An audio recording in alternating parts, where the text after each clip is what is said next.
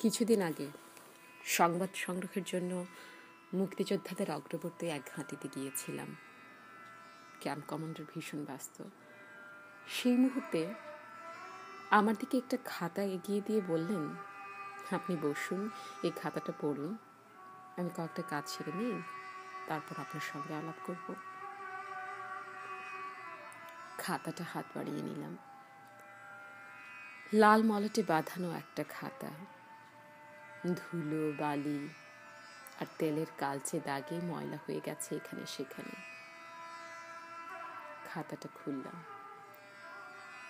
মেয়েলি ধরনের গোটা গোটা হাতের লেখা, মাঝে মাঝে একটু এলোমেলো। আমি পড়তে শুরু করলাম। প্রথম প্রথম কাউকে মরতে দেখলে ব্যথা পেতাম, কেমন যেন একটু দুর্বল হয়ে পড়তাম। কখনো চোখের কোণে হয়তো এক ফোঁটা অশ্রু জন্ম নিত। এখন অনেকটা সহজ হয়ে গেছে। কি জানি, হয়তো অনুভূতিগুলো ভোঁতা হয়ে গেছে, তাই মৃত্যুর খবর আসে, মরা মানুষ দেখি, মৃতদেহ কবরে নামাই, পরক্ষণে ভুলে যায়। রাইফেলটা কাঁধে তুলে নিয়ে ছোট্ট টিলাটার উপর এসে দাঁড়াই। সামনে তাকাই, বিরাট আকাশ, একটা লাউয়ের মাচা, কচি লাউ ঝুলছে, বাতাসে মৃদু দুলছে। কয়েকটা ধান ক্ষেত, দুটো তাল গাছ, দূরে আর একটা গ্রাম। খবর এসেছে ওখানে ঘাঁটি পেতেছে ওরা। একদিন যারা আমাদের অংশ ছিল, একসঙ্গে থেকেছি, শুয়েছি, ঘুমিয়েছি, এক টেবিলে বসে গল্প করেছি, প্রয়োজন বোধে ঝগড়া করেছি, ভালোবেসেছি। তাদের দেখলে শরীরের রক্ত গরম হয়ে যায়, চোখ জ্বালা করে, হাত নিষ্পিস করে, পাগলের মতো গুলি ছুড়ি, মারার জন্য মরিয়া হয়ে উঠি। একজনকে মারতে পারলে উল্লাসে ফেটে পড়ি, ঘৃণায় থুথু ছিটাই মৃতদেহের মুখে। সামনে ধান ক্ষেত, আলের উপর কয়েকটা গরু, একটা ছাগল একটানা ডাকছে। এক ঝাঁক পাখি ডানা মিলে উড়ে চলে গেল দূরে গ্রামের দিকে। কি যেন নড়ে উঠল সেখানে, সন্দেহে দৃষ্টি স্থির হয়ে গেল। ক্যাম্প কমান্ডারকে খবর দিলাম, স্যার, মনে হচ্ছে ওরা এগোতে পারে। বললেন, কি দেখেছ? বললাম, মনে হয় একটা মুভমেন্ট। ভুল দেখেছ, যাও ভালো করে দেখো।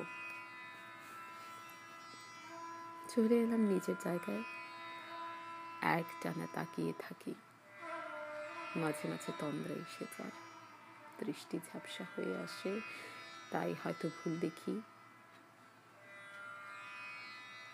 কিন্তু বুড়িগঙ্গার পাশে লঞ্চ ঘাটের অপরিসর বিশ্রামাগারে যে দৃশ্য দেখেছিলাম, সেটা ভুল হওয়ার নয়। শুনেছিলাম বহু লোক আশ্রয় নিয়েছিল সেখানে। যখন গেলাম দেখলাম কেউ নেই।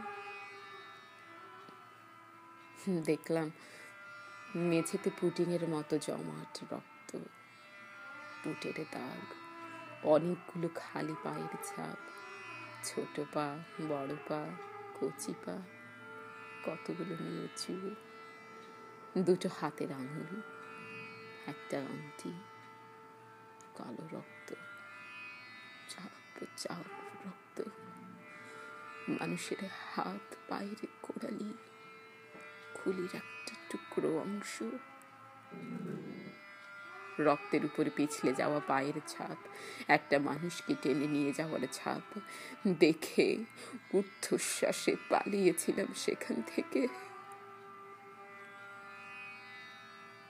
আমি একা নই, অসংখ্য মানুষ, মাথায় সুটকেস, বগলে কাপড়ের কাঠরি, কোমরে বাচ্চা, চোখে মুখে কি এক অস্থির আতঙ্ক।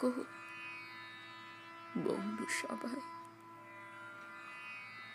তারপর তারপর মনে হলো একসঙ্গে অনেকগুলো বাজ পড়ল, মুখ থুবড়ে মাটিতে পড়ে গেলাম।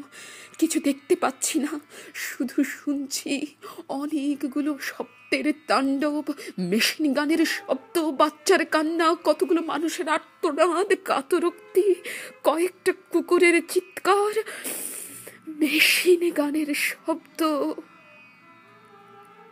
মানুষের বিলাপ, একটি কিশোরের কণ্ঠস্বর, বাজান। তারপর শ্মশানের নীরবতা, ঘাড়ের কাছে চিনচিনে একটা ব্যথা। মনে হলো চারপাশ অন্ধকার নেমে আসছে। বুঝতে পারলাম জ্ঞান হারাচ্ছি, কিংবা মারা যাচ্ছি।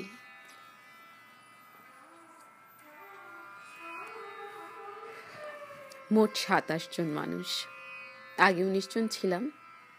8 জন মারা গেল মর্টারের গুলিতে, একজন পালিয়ে গেল হঠাৎ অসুখ করে। কি অসুখ বুঝে ওঠার আগেই হাত পা টান টান করে শুয়ে পড়ল সে, আর উঠল না। তার বুক পকেটে একটা চিঠি পেয়েছি, মায়ের কাছে লেখা। মা, আমার জন্য তুমি একটুও চিন্তা করো না, আমি ভালো আছি। চিঠিটা ওর কবরে দিয়ে দিয়েছি। হ্যাঁ, ওখানেই থাক। 27 জন মানুষ, নানা বয়সের, ধর্মের, মতের। আগে কারো সঙ্গে আলাপ ছিল না, পরিচয় ছিল না, চেহারাও দেখিনি কোনোদিন। কেউ ছাত্র ছিল, কেউ দিনমজুর, কৃষক, কিংবা মধ্যবিত্ত কেরানি, পাটের দালাল অথবা পদ্মাপাড়ের ছেলে। এখন সবাই সৈনিক। একসাথে থাকি, খাই, ঘুমোই। মনে হয় দীর্ঘদিনের আত্মীয়তার এক অবিচ্ছেদ্য বাঁধনে বাধ্য আমরা। আমাদের অস্তিত্ব ও লক্ষ্য দুই এক। মাঝে মাঝে বিশ্রামের মুহূর্তে বসে গল্প করতে ভালোই লাগে আমাদের। ওষুধ ফুরিয়ে গেছে, আনতে হবে। কদিন ধরে শুধু ডাল ভাত চলছে, একটু মাছের মাংস পেলে মন্দ হয় না। 27 জন মানুষ আমরা, আরো যদি অস্ত্র পেতাম, সবার হাতে যদি একটা করে রাইফেল থাকতো, তাহলে সেদিন ওদের একজন সৈন্যকেও পালিয়ে যেতে দিতাম না। মোট 200 জনের মতো এসেছিল ওরা। 45টা লাশ পেছনে ফেলে পালিয়েছে। তাড়া করেছিলাম আমরা খেয়ে পার পর্যন্ত। গুলি ফুরিয়ে গিয়েছিল বলে ফিরে এসেছি। এসে দেখি আশেপাশের গ্রাম থেকে ছেলে, বুড়ো, মেয়ে, গেরস্ত, বাড়ির বউ ছুটে এসেছে সেখানে। কারো হাতে দা, ঝাঁটা, কুড়োল, খুন্তি, জনতার সমুদ্র, সমুদ্রের যে গভীর, গতিময়। মনে হচ্ছিল সামনে যতই বাধার পাহাড় আসুক না কেন সব কিছু ভাসিয়ে নিয়ে যাবে। পাথরে খোদাই করা চেহারা, মুষ্টিবদ্ধ হাত সীমানা ছাড়িয়ে, লক্ষ কোটি বজ্রের শব্দ কিংবা ঢেউয়ের ধ্বনি সে মিছিলের গর্জনের কাছে অর্থহীন। আগে তো দেখিনি কোনোদিন। 52 ফেব্রুয়ারিতে, 54-তে, 62, 66 কিংবা 69-এ অনেক দেখেছি, কিন্তু এত প্রাণের জোয়ার কখনো দেখিনি, এত মৃত্যুও দেখিনি আগে। পেছনে কয়েকটা বাঁশবন, আড়ালে 4-5টা তাঁবু, একটা পুরনো দালান। সেই দালানের গায়ে কাঠ কয়লা দিয়ে অনেকগুলো ছোটখাটো রেখা এঁকেছি আমরা। ওগুলো মৃতের হিসাব, আমাদের নয়, ওদের। যখনই কোনো শত্রুকে বধ করেছি তখনই এক নতুন রেখা টেনেছি দেয়ালে। হিসাব রাখতেও সুবিধা হয়, তাই প্রায়ই দেখি, গুনি 372, 74। পুরো দেয়ালটা কবে ভরে যাবে সে প্রতীক্ষায় আছে। বেশ কিছুদিন আগে সেক্টর কমান্ডার এসেছিলেন আমাদের ক্যাম্পে দেখতে। সারিবদ্ধভাবে দাঁড়িয়েছিলাম আমরা, অভিবাদন করেছিলাম তাকে। তিনি আমাদের একটি প্রশ্ন করেছিলেন, কেন যুদ্ধ করছে বলতে পারো? প্রায় একই ধরনের উত্তর দিয়েছিলাম আমরা। বলেছিলাম দেশের জন্য, মাতৃভূমির জন্য যুদ্ধ করছি আমরা, যুদ্ধ করছি দেশকে মুক্ত করার জন্য। বাংলাদেশ। না, পরে মনে হলো উত্তরটা বোধহয় হয়নি ঠিক। দেশ তো হলো ভূগোলের ব্যাপার, হাজার হাজার বছরে যার সীমারেখা হাজার হাজার বার পাল্টায়, পাল্টেছে, ভবিষ্যতেও পাল্টাবে। তাহলে কিসের জন্য লড়াই করছি আমরা? এত প্রাণ দিচ্ছি, এত রক্ত ক্ষয় করছি? সুখের জন্য, শান্তির জন্য, নিজের কামনা বাসনা পরিপূর্ণ করবার জন্য, কিংবা শুধুমাত্র বেঁচে থাকার তাগিদে, নিজের অস্তিত্ব বাঁচানোর জন্য, অথবা সময়ের প্রয়োজনে? হত শত ভাবতে পারি না। আমাদের মাটি থেকে ওদের তাড়াতে হবে, এটাই এখনকার প্রয়োজন। হাতের কবজিতে একটা গুলি লেগেছিল কাল। সেটা হাতে না লেগে বুকেও লাগতে পারত। মাত্র 2 আঙ্গুলের ব্যবধান। এখন কদিন বিশ্রাম। মা কাছে থাকলে মাথায় হাত বুলিয়ে দিত, কাঁদত, বকুনি দিয়ে বলতো, বাহাদুর, এত সামনে গিয়েছিলি কেন? সবার পেছনে থাকতে পারলি না? আর অত বাহাদুরের দরকার নেই বাবা, ঘরের ছেলে এখন ঘরে ফিরে চ। ঘর। সত্যি, মানুষের কল্পনা বড়ই অদ্ভুত। ঘর বাড়ি কবে ওরা পুড়িয়ে ছাই করে দিয়েছে, তবু ঘরের কথা ভাবতে মন চায়। খবর পেয়েছি বাবা মা ভাই বোন ওরা সবাই কোথায় যেন চলে গেছে। হয়তো কোনো গ্রামে গঞ্জে, কোনো উদ্বাস্তু শিবিরে, কিংবা না না, জানি না, জানি না। জানতে গেলে ভয় হয়। শুধু জানি এ যুদ্ধে আমরা জিতব। আজ নয়তো কাল, নয়তো পরশু আমরা জিতব। একদিন আমি আবার ফিরে যাব আমার শহরে, আমার গ্রামে। তখন হয়তো অনেক পরিচিত মুখ সেখানে থাকবে না। তাদের আর দেখতে পাবো না আমি। যাদের পাবো তাদের প্রাণ ভরে ভালোবাসবো। যারা নেই কিন্তু একদিন ছিল, তাদের গল্প আমি শোনাবো ওদের।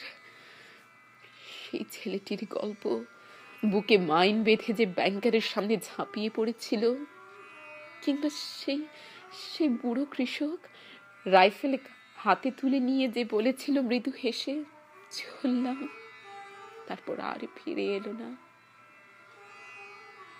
অথবা উদ্বাস্তু শিবিরের সেই 5 লক্ষ মৃত শিশু, 1001 রাত কেটে যাবে হয়তো, তবু আমার গল্প ফুরবে না।